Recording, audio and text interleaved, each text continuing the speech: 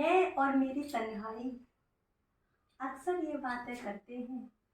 तुम होते तो ऐसा होता, तुम होते तो वैसा होता, अगर वो मान गए होते तो हमारी शादी हो जाती। अरे मैं कुछ नहीं कह रही, मैं कंडीशनल सेंटेंसेस बता रही हूँ। अगर वो मुझे प्रपोज करता तो कंडीशनल सेंटेंसेस कैसे बनाती। Hello, this is Soni Upadhyay. Soni Upadhyay की हेलो इंग्लिश विद सोनी में आपका बहुत बहुत स्वागत है। How are you guys? I hope you are fit and fine. Guys, आज मैं आपको बताने जा रही हूँ कंडीशनल सेंटेंसेस। कंडीशनल सेंटेंसेस होते क्या हैं? जैसा कि शुरुआत में मैंने कहा था, अगर ये होता तो वो होता, अगर वो होता तो ऐसा होता। ठीक है, तो कंडीशनल सेंटेंसेस का ही ये पार्ट में थोड़ा गुनगुना रही थी। मैं और मेरी तन्हाई अक्सर ये बातें करते हैं। ठीक है, तो अब मैं आपको बताने जा रही हूँ कंडीशनल सेंटेंसेस होते क्या हैं। गाइस, जैसा कि नाम से ही पता चल रहा है, कंडीशनल सेंटेंसेस वो होते हैं जिसमें कोई कंडीशन रखी जाती है, जिसमें कोई शर्त रखी जाती है। और ये कंडीशन भी दो तरह की होती है। पहली वो होती है जिसमें कोई शर्त रखी जाती है, ठीक है, और दूसरी वो होती है जिसमें कोई सिचुएशन दी जाती है और उस सिचुएशन, उस स्थिति को लेकर ही बातें की जाती है। ओके, आई होप इतना समझ में आ गया होगा। कंडीशनल की जो डेफिनेशन थी सेंटेंसेस की, वो आपको समझ आई होगी। अब एक एक करके मैं आपको इसकी ट्रिक बताऊंगी। और ये होते हैं हमारे केवल केवल केवल 4 तरह के। ठीक है, अब 4 तरह के कैसे कैसे होते हैं ये मैं आपको बताऊंगी एग्जांपल से। ओके, हाँ जी, तो मैंने जैसे कि आपको बताया था ये 4 तरह के होते हैं। तो इसमें तो फर्स्ट, पहला सुन लो, पहला कौन सा होता है? जिसमें एक सच्चाई छुपी होती है, जिसमें सच्चाई छुपी होती है। फॉर एग्जाम्पल, अगर सूरज निकलता है तो रोशनी हो जाती है। आपको भी पता है, हमें भी पता है। अगर हमें भूख लगती है तो हम खाना खा लेते हैं। अगर हमें प्यास लगती है तो हम पानी पी लेते हैं। अगर आप मेरी वीडियो देखते हो तो आपका टॉपिक क्लियर हो जाता है। इसमें तो कोई लड़ने ढलने वाली बात है ही नहीं है, ये तो सच्चाई है। ठीक है, तो एक वो होता है हमारा जिसमें सच्चाई होती है, जिसमें कुछ भी डाउट ही नहीं रहता। क्योंकि आपको प्यास लगी तो आप पानी पियोगे, भूख लगेगी खाना खाओगे, सूरज निकलेगा रोशनी होगी। ठीक है, और मेरी वीडियो देखो तो टॉपिक क्लियर होगा आपका। तो एक तो हमारा वो होता है क्लियर। दूसरा होता है हमारा वो जिसमें ख्याली पुलाव पकाए जाते हैं। फॉर एग्जाम्पल, अगर मैं देश का प्रधानमंत्री होता तो दुनिया बदल देता। ओके, अगर मैं क्रिकेटर होता तो हर बार इंडिया को जिताता। अगर मैं प्राइम मिनिस्टर होता तो सारे एग्जाम्स बंद करवा देता। ठीक है, तो देखो ये 2 तरह की हुए। एक होता है हमारा जिसमें रिग्रेट छुपा होता है। पास्ट में हम कोई बात सोचते हैं वो नहीं हुआ, लेकिन उसका रिग्रेट हमें प्रेजेंट में हो रहा है। जैसे अगर मैंने बहुत मेहनत की होती तो मैं पास हो जाता, अब वो तो निकल गया। ठीक है, अगर मेरे पास बहुत सारे पैसे होते तो मैं दुनिया घूम जाता। अगर मेरे पास तुम आते तो मैं तुम्हें 10 करोड़ रुपए दे जाता। ठीक है, इस तरह के सेंटेंसेस होते हैं। अब हमें इसकी ट्रिक देखनी है कि इसको बनाने के लिए कौन कौन सी ट्रिक अपनाई जाती है।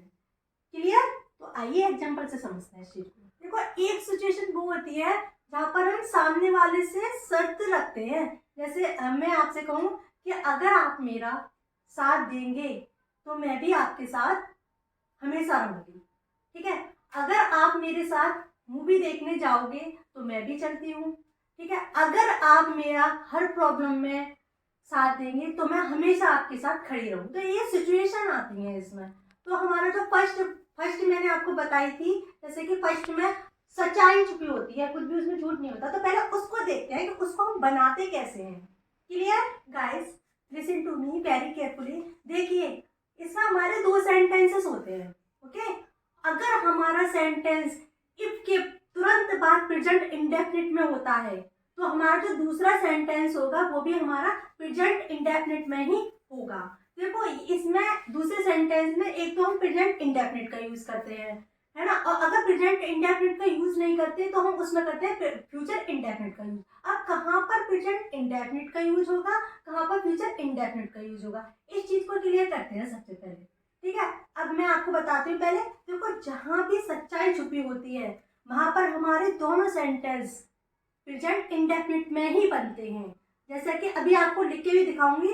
जैसे कि अगर मैं आपसे ये कहूँ कि अगर तुम आग को टच करते हो तो तुम जल जाओगे, सच्चाई है ये। तो जब कोई आग छुएगा तो वो तो जलेगा ही, ठीक है। जैसा मैंने पहले भी आपको ये एग्जांपल दिया था, अगर आपको प्यास लगती है तो आप पानी पी लोगे। तो इस तरह की जो सच्चाई छुपी होती है, जिसमें जो ट्रूथ होता है, उसमें हमारा जो दूसरा सेंटेंसेस है वो भी प्रेजेंट इंडेफिनिट में ही बनेगा। क्लियर।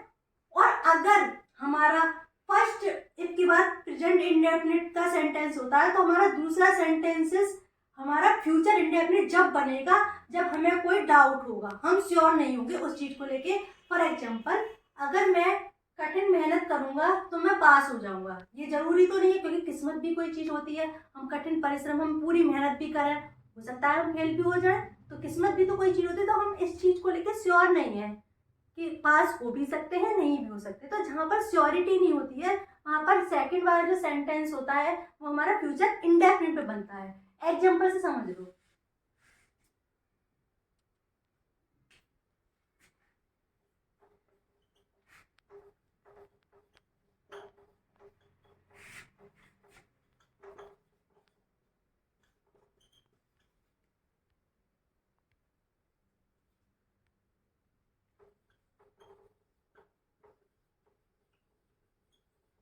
देखिए, if you touch a fire, present indefinite का ही सेंटेंस है पहला।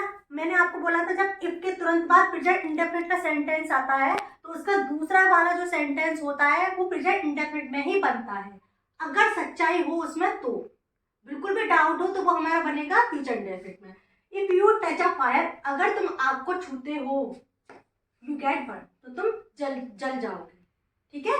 तो ये तो सच्चाई है, अगर आप आग छुओगे तो आप जलोगे। तो इसलिए ये हमारा किसमें आया है, प्रेजेंट इंडेफिनिट में ही दूसरा सेंटेंस बना है, ठीक है। एक एग्जांपल और देख लो इसी तरह का। देखो, हमारा दूसरा भी मैं आपको एग्जांपल बताती हूँ, ये सभी को पता होगा। इफ बेबीज गेट हंग्री, अगर बच्चे भूखे होते हैं, दे क्राई, वे रोते हैं, ये सभी को पता है। अगर कोई बच्चा भूखा होगा तो वो तो रोएगा ही, वो कह तो सकता नहीं है, वो रो ही सकता है, ठीक है। तो ये देखो, दोनों हमारे वो हैं जिसमें कोई शक नहीं है हमें, अगर ऐसा होगा तो ऐसा डेफिनेटली होगा, ठीक है। If you touch a fire, अगर तुम आग को छूते हो तो तुम जल जाओगे, क्लियर। तो इसलिए यहाँ पर दोनों सेंटेंस हमारे प्रेजेंट इंडेफिनिट में ही बनेंगे। इफ बेबीज गेट हंग्री, देख रहा है, अगर बच्चे भूखे होते हैं तो वो रोते हैं।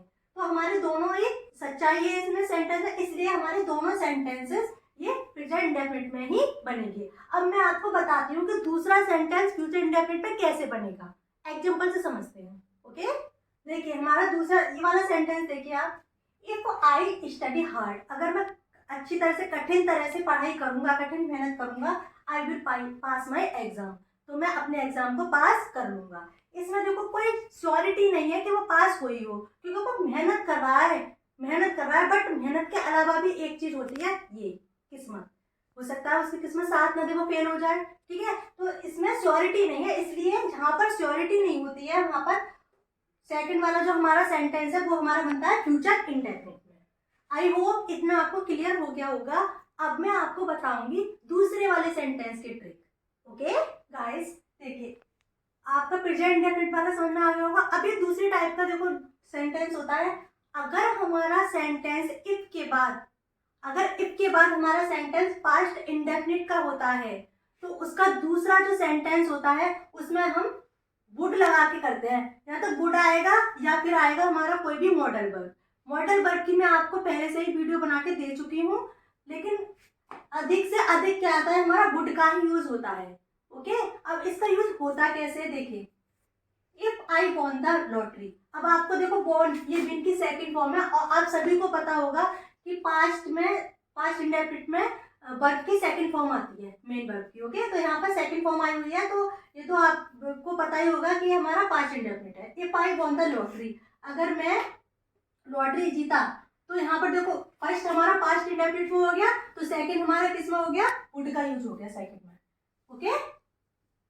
Would, I would buy a big house, अगर मैं लॉटरी जीतता हूँ तो मैं क्या खरीदूंगा, एक बड़ा घर खरीदूंगा, क्लियर।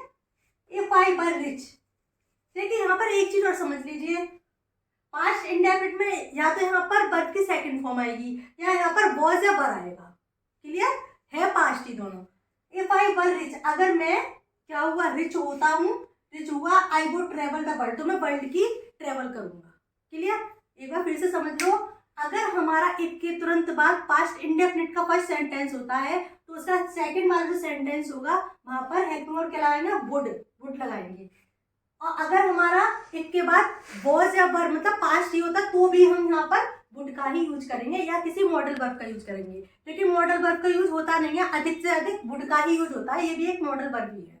क्लियर, अब मैं आपको नेक्स्ट वाली ट्रिक बताती हूँ।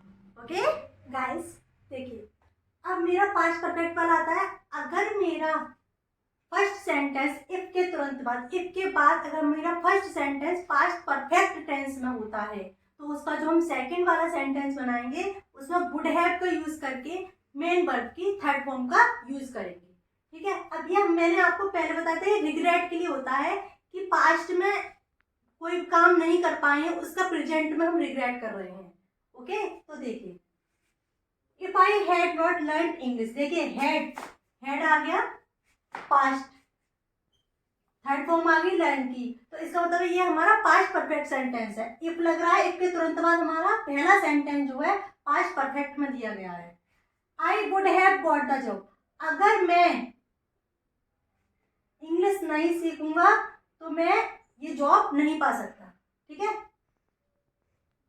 If you had come to me, यदि तुम मेरे पास आ चुके होते, I would have helped you, तो मैं तुम्हारी मदद जरूर करता।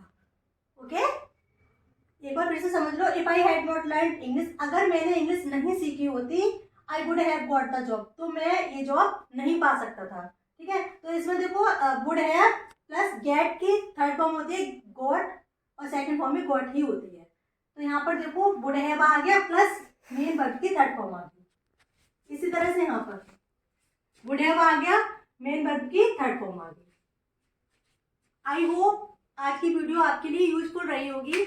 ओके, और नेक्स्ट वीडियो में हम मिलेंगे। अगर मेरी वीडियो से कुछ भी समझ में आया हो तो वीडियो को शेयर करें, वीडियो को लाइक करें और मेरे channel hello English with Sony को सब्सक्राइब करें। अब नेक्स्ट वीडियो में मिलते हैं, तब तक के लिए बाय।